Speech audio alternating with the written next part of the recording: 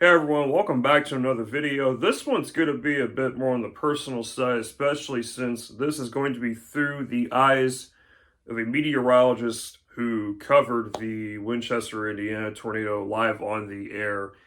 Hard to believe that we're approaching the 9-month anniversary of that event, and still one that I have a hard time wrapping my mind around because of the extent of the overall risk and the setup and just everything with it.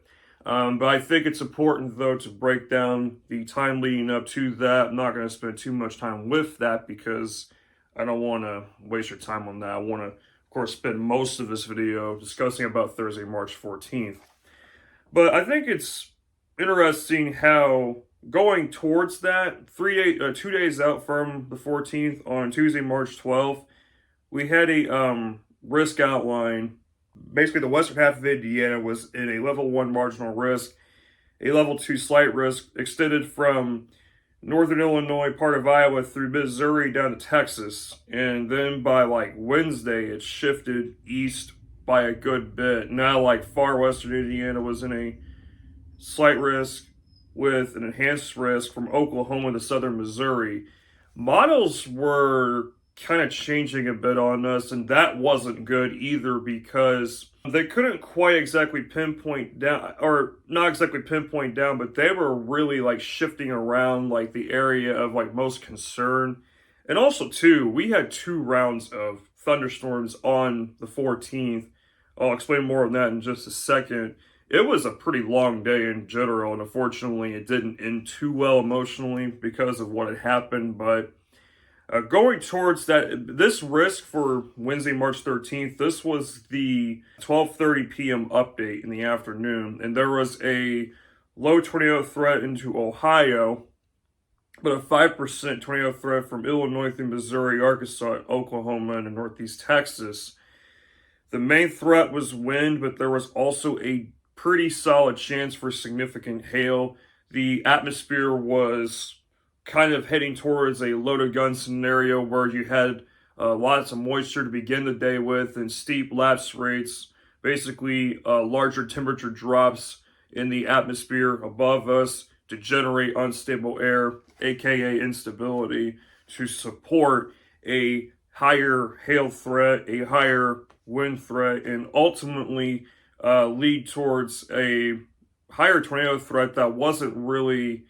It was kind of, again, that part especially was a little bit difficult to pinpoint down. So basically for Thursday, heading into that, on models were kind of having a tough time with trying to showcase round number 1. Round 1 was more of a squall line, aka QLCS, but we typically more or less say line segment on the air. I remember the Barron model wasn't extending the line down as much, and I can't always trust our Barron model at work. The HER HRRR model had a much better handle of the first round in the morning. It was going to come through like late morning, early afternoon, and it had a pretty extensive line coming through, and even re-strengthening too. So starting the day, woke up, and I was even texting my group chat too through this. My friend Caleb, shout out to him real quick, and also everyone else in our weather group chat. He was sending screenshots of the models, and there were some discrete cells that were looking to fire off with round 2. But focusing on round 1, though, more, I remember waking up, seeing some sunshine through my window, and that's when I pretty much texted the chat saying, "All right, boys, today's going to be long." And my friends said, "Yep." I said, "Sun's been coming out here. I don't think this line is going to weaken when it gets here." Unfortunately, the day started off a bit rough because, of course, on a day like today, or on a day like that, my internet had to mess up. We had some pretty serious internet issues. I want to say serious because I couldn't even connect my tablet to the TV, or basically cast it there. And yeah, having some strenuous internet issues on a day like that where you're trying to get the word out to everybody on social media, it was a hot mess. That took me way longer than expected to try and get out. I was planning on doing that, working out, trying to get everything done before round 1 came through here. and everything got squeezed much tighter in terms of what I was able to do and the timing with it. So the enhanced risk was still in place through 8 a.m. The slight risk now was through much of Indiana to western Ohio. Worth noting, there was a 5% tornado threat now in central Indiana to western Ohio. But then they put a 10% tornado threat in Arkansas. Models were starting to down the dynamic response in Arkansas and having a trend up over us. That was not a good sight, but overall what I mean by that is the wind shear in general, the change in wind speed and direction with height was uptrending here on models here in Ohio as opposed to Arkansas on the short range guidance. So that was unsettling. Significant hail threat was pushing into central Indiana. I had a strong feeling we were going to have some large hail that day. Models or soundings were showing Cape values up to 2,500 joules per kilogram, even I think 3,000 maybe? 2 to 3,000, somewhere in there. That's the measurement we use for Cape, or available potential energy. Cape is essentially energy needed for storms to really turn robust and get strong to severe, to keep it in layman's terms for you. But yeah, I knew that we were going to have a significant recharging of the atmosphere after round one. So the risk wasn't changing much even through 9 a.m. The 9 a.m. update was significant because now much of Indiana was in a slight, even southern Indiana. The 5% tornado threat got wider, so it included most of Indiana. So that was a significant update. Moving through mid-morning, my friend was saying he thinks they wait to expand the enhanced at noon. I said, I agreed. He said, potential to meet depending on how the outflow develops, a moderate risk at 4 p.m., but like I said, potentially. I said, that would be interesting. I wasn't quite sure about a moderate risk, but the outflow he's talking about. So when you get a complex that rolls through, sometimes and at times there will be a leftover boundary other than a typical warm front or cold front that you hear about. And essentially, these boundaries can be triggers for new storms and also can lead way to enhanced, more localized areas of enhanced tornado threat, depending on how it all goes about. Like if a storm crosses over one, it can cause a storm to quickly rotate pretty fast. So yeah, things were looking, I don't want to keep saying the word interesting, but things were developing as we speak. My friend thought a tornado outbreak was imminent, and I was thinking, here's why I was suspect on that. I thought that one was suspect because of the fact that the shear profile wasn't quite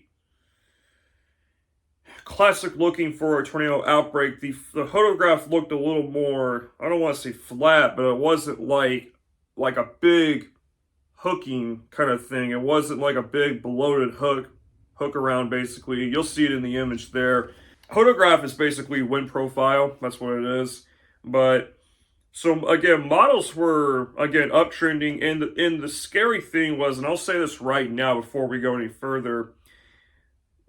Somebody I follow on X, I still call it Twitter, but he was saying that it was scary, and I think he mentioned this after the whole entire event or something like that. Models were not picking up on the main area that would end up being under the gun until probably maybe a few hours before it happened, which is kind of scary because you kind of want to make obviously the most important thing is making sure the public knows the threat they're under of any severe weather and for them to not be caught off guard by it. And models weren't quite honing in on like eastern Indiana, western Ohio. That was the main area of action. And I'll break down more on that as we get closer to the coverage of this. But in some areas, the photographs look better than others. When I looked at them here in central Indiana, closer to Indy, they weren't jumping out at me as much. But still, there was a threat for tornadoes regardless, no matter how I looked at it. Also to note too, NATOcast, an experimental tornado probability machine, had an elevated tornado threat zone through I-70 and into western Ohio. I do want to note that they had honed in on that. Then I sent an image of satellite, and I said, oh no, there was a bunch of clearing coming from Illinois. Round one ended up causing my workout to be short. I work out typically before severe weather because it gives me a sharper focus mentally. The key is to not work out too hard though, but I like to work out before severe weather. But it got cut way shorter than it was already going to be because severe thunderstorm watch got issued. Squall line came through on the lunch hour. You saw the image you saw back at the beginning of the video of the sky being around that got kind of almost like green color. That was the line coming through the lunch hour. So we get through that, and as the line's coming through, we got put under a severe thunderstorm warning. We had a watch and everything. I was actually just able to kind of relax and just settle back or settle into a nice groove. I was like, okay, round one's done. Moving on to round two. We have clearing coming. That image was shown earlier as well. That was like literally 40 minutes after the line it came through too. So NATOcast was really, like I said, zoning in on central Indiana, western Ohio. Reed Timmer circled central Illinois through northern Indiana. I mean, my friend was chasing. I had some people that I knew very well, like my friend Caleb, for instance. I think even Jordan was chasing in Illinois. People were going to be in more of Illinois as well. I ended up saying, Reed, it's going to be more of central Indiana, not northern Indiana. That was not smart on my part there. No way this is downtrending. Who said that? I don't remember anybody saying this was downtrending, right? Oh, because Caleb was saying the model 14Z, which is 10 a.m. if you're in daylight time, also downtrended, and I don't believe that because 12Z has been pretty accurate that a squall line developed. And I said, yeah, no way this is downtrending. I will say this, I think the Storm Prediction Center made a mistake on this day. I really do think they did. I think an enhanced risk should have been issued in Indiana at 12:30. I really do. I thought the parameters were basically showing an enhanced risk setup. They failed. I will say they failed. And this year, I'm not gonna lie, this year they've been kind of disappointing. I don't know, like some of the risk outlines I saw from them this year, I just shake my head at, and I'm like, I'm not sure what they're looking at. And this isn't to be like the SBC sucks. They're human too, but I feel like in the last, like 2022 and this year, they have moments where I'm like, I can't agree with this. One of the risks that I thought they did fine with this year was February 27th, 2024. Another one I thought did pretty well with was May 26, 2024, when they upgraded to a moderate on Indy 500 race day south, thankfully. I'll have a separate video on that day next week. Stay tuned for that. With the atmospheric recovery, yeah, I think we should have went enhanced. So, moving forward to 2 p.m. All of a sudden, as the line's moving out into Ohio, we had a supercell form close to the Indiana-Kentucky border, close to just east of Hanover, Indiana. We had a significant tornado forming right by there, and I thought, wow, what in the world's going on? I was not expecting this. I don't think anybody was. This was early on, like 2 p.m. Main timing was like 5 p.m. to midnight for round two. So yeah, we just had an EF3 tornado just suddenly pop up just east of Hanover, Indiana, goes into northern Kentucky, tracked for 19 miles. Tornado watch was likely in Missouri, Illinois, closer to mid-afternoon. Watch probability was 95%. So moving closer to, so I basically was looking through different things with soundings and trying to see what the environment was going to be like. There is definitely a real threat for some pretty big hail. Again, here, like I said, sounding here showing between 2,000 to 3,000 joules kilogram Cape. We had a wider freezing layer in the atmosphere, which is an area for hail growth.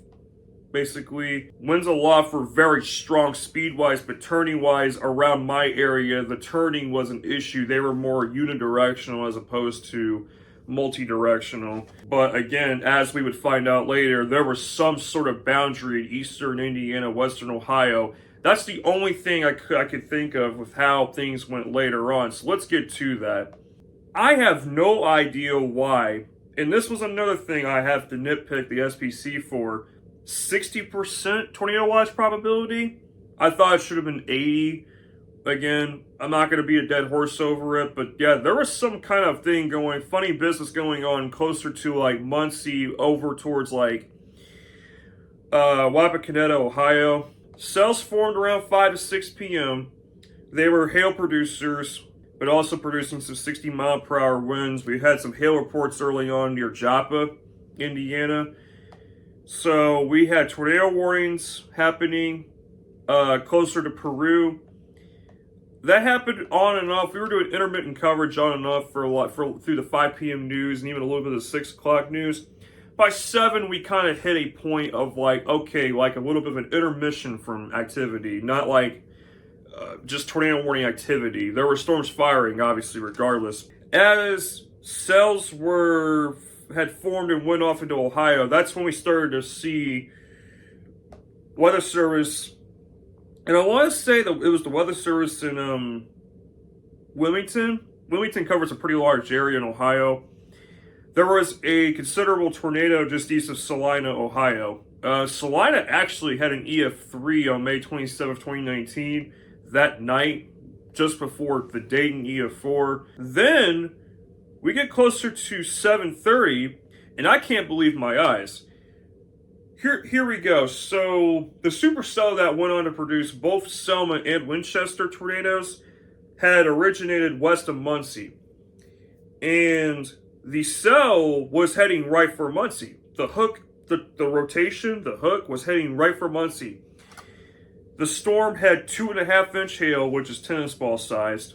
It was moving east at 50 miles per hour. And I would thought to myself, wow, that is just absolutely incredible.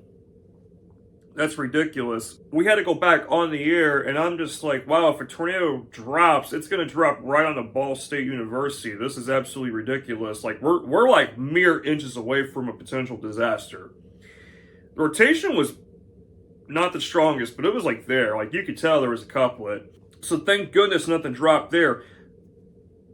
But I will say, when you're looking at radar, the radar shoots aloft. It's a beam of energy aloft. And we're looking probably, as the storm's moving into eastern Indiana, far eastern Indiana, we're looking higher and higher and higher into it. So we're looking probably like a mile up and further. So it was harder to see like a strong velocity couplet. Data was looking kind of funny on there. There was a tornado warning for Selma. It's not like they went unwarned, but it wasn't until the storm was in Randolph County. That's when I remember one of my former coworkers, she walked in, she had kind of pulled me to the side real quick because I'm doing radar, and that's how I usually do during tornado warning coverage. I'm sitting there doing radar, and I'm reading NWS chat. There's a lot of information I'm processing at the same time. She pulls me to the side and says, tornado damage in Selma. And I thought, I had to think about it for a second because I'm like, wait a minute, the Weather Service has mentioned nothing about this. They must have gotten some type of report, scanner report, some direct message of contact from Delaware County EMA or something like that. And I was like, hey, we're getting reports of damage in Selma. And you'll hear my confusion here in this clip. I was just getting told that there was a tornado in Selma and there's some damage. We're going to work to confirm that. We're not totally sure if there was a tornado down. Rotation wasn't like extremely strong, but it was like there. So after that, not long after that, I should say, I was messaging my chat a little bit.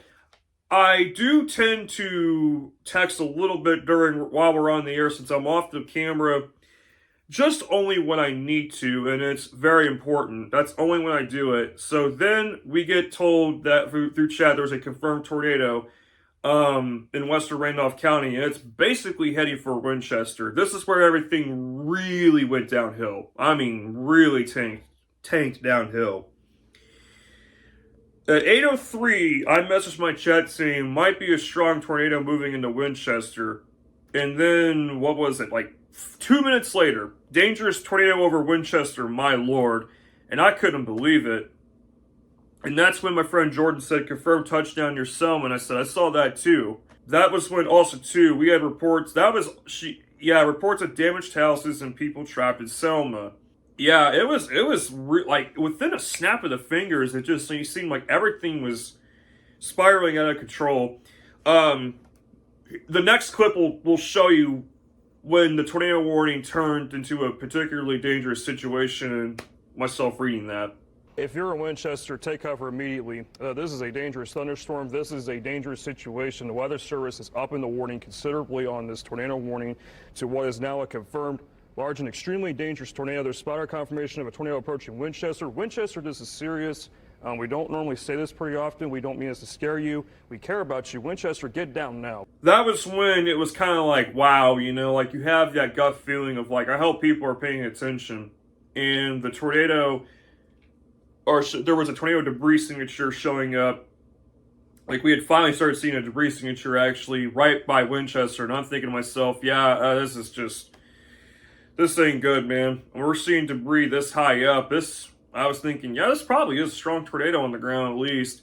And then we were saying, don't panic, but you gotta be urgent about your plan. You gotta, I wouldn't say be urgent, but you gotta exercise your safety plan right now. This is serious business. Using the experience I had covering March 31st last year really helped a long way with all future severe events I cover, because that was a big one that me and my best friend covered. My best friend Chris, shout out to him real quick.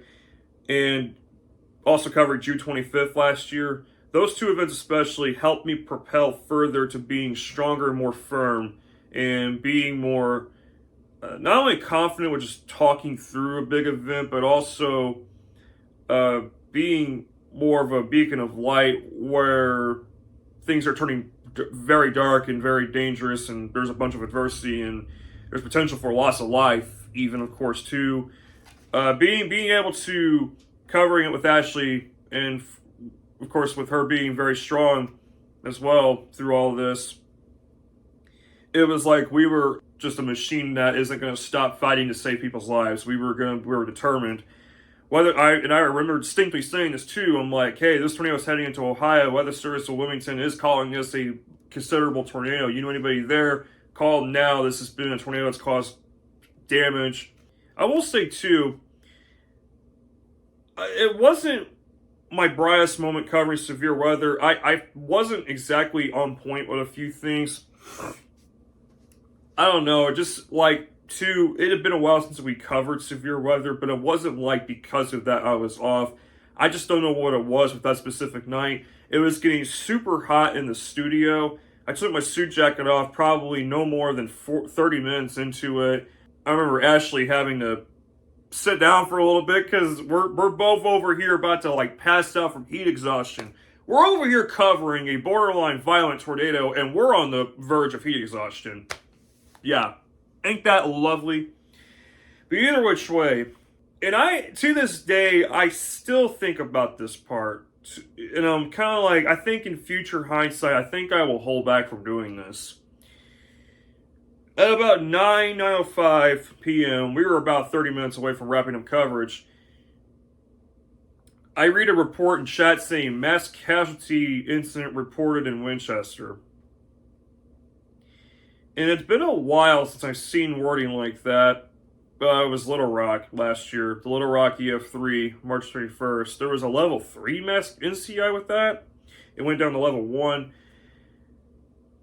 And I remember just standing there thinking, there's an MCI in Winchester. Oh, brother, this isn't good. That doesn't sound good whatsoever. So I decided to read on the air. I said, hey,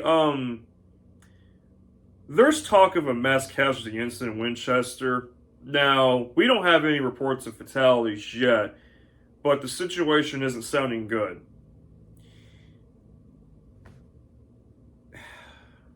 That was kind of where it was like, wow, this sucks. This really sucks.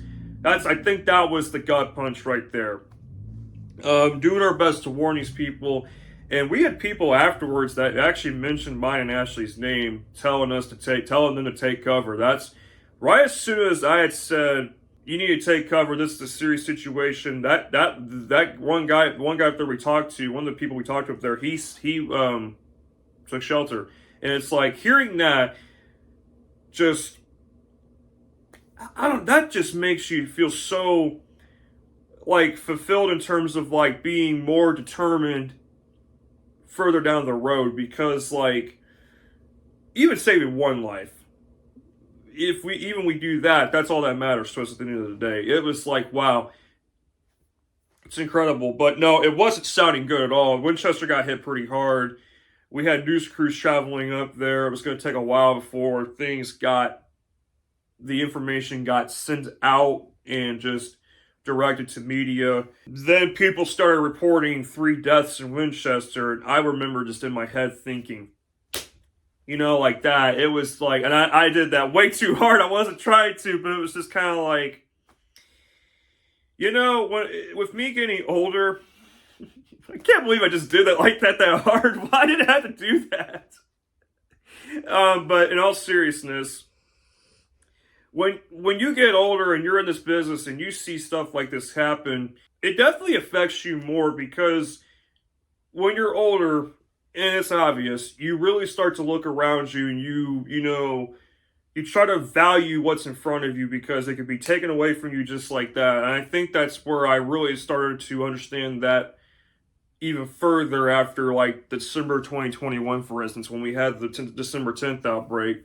That kind of changed my perspective with things a bit. That was the one for sure for me, even though we didn't directly get impacted here in Indiana from that. But people were reporting trailer park was hit in Winchester. And also, too, there was also other, unfortunately, deadly tornadoes. There was a deadly tornado that hit, what the heck was it? It was near Wapakoneta, Ohio. It was like east of there. It hit near a lake, and it damaged a bunch of homes. And man, my mind's blanking on the lake name. Come on, what in the world? Either which way, it's on the tip of my tongue. But either which way, we had 34 total tornadoes with the March 14th outbreak that started actually on March 13th and through the 15th. But March 14th was the big day. But then, come to find out, the following morning, nobody died in Winchester. This is also got to be really careful. And I understand, in the heat of things, you're just kind of like, okay, I'll take what I got from it with information, but it's like also always double check, triple check sources. Unfortunately, yes, there was one death. There was. And it was so bizarre how that, I wouldn't say bizarre, it was just like the way the details came out about it. I was at a concert at the end of April when I got an email about it, and I remember reading the subject on my watch, and I did not open the email. I didn't want to at the moment anyway, because I'm having a fun time with my dad. Somebody had passed away from their injuries in mid-April after the Winchester tornado, so unfortunately one person died. Rest in peace. Let's not forget about that person who died. It sucks, though, still, that happened. Tracked for 41 miles, was 700 yards wide. It was almost a half mile wide. I mean, it was huge. Damage it caused was severe, and especially because I remember in the middle of coverage, too, my Ryan, shout out to Ryan, my good buddy Ryan Morse, one of our meteorologists at Wish TVA, he sent me an image of somebody of a Taco Bell there that got leveled. I mean, the Taco Bell was gone. It was dissolved pretty much. And I thought, wow. I thought, what in the world? It was just crazy. All right, also, too, I just want to note, too, we did not announce the deaths on air. Wish TVA, I think, was probably the only news station that did not announce the deaths on the air that night. Which is important because we are, with our place, we're better off being right than being first. If you're first all the time, you're going to make some mistakes. But I remember sending an image of that on Twitter about the reported deaths, and I said, that just makes me mad. I don't know what happened. I was sick to my stomach. I remember being sick to my stomach after it. One of the other areas that were hit hard was a church up by there that had I think that was where there was a measured wind. Like, they estimated the winds to be 155 there, but the Taco Bell, I think, was where the high end EF3 came from, 165 mile per hour winds. Some could argue, you could argue that this was an EF4 tornado. This and Sullivan were the two strongest tornadoes I ever covered in my career. And having to cover borderline EF4 tornadoes in back-to-back years, I would like to just not cover one of those again for a long time. I would like to not to, but Mother Nature doesn't wait. You know, it'll do what it wants to do. And the thing is, we have to be prepared for the next event, no matter what. Thank you guys for watching this whole recap on March 14th. Unfortunately, a day I won't soon forget. Of course, little dog wants to say bye, I guess. Perfect timing, right? Hey! Subscribe, like, and subscribe to the channel. This is my brother's channel. Like and subscribe to it. Little Vizzy here. Getting old on us, man. You're about to be 15. You're about to be 15 in January. My goodness. But thank you guys for watching. Hope you guys take care. Series of videos coming your way. Next week, I will do a video talking about the Indy 500 from earlier this year and how that almost turned into a really long and not so fun day. It was a very long day to begin with, but how we avoided a major severe weather outbreak in central Indiana. But guys, I'll see you all soon. Take care.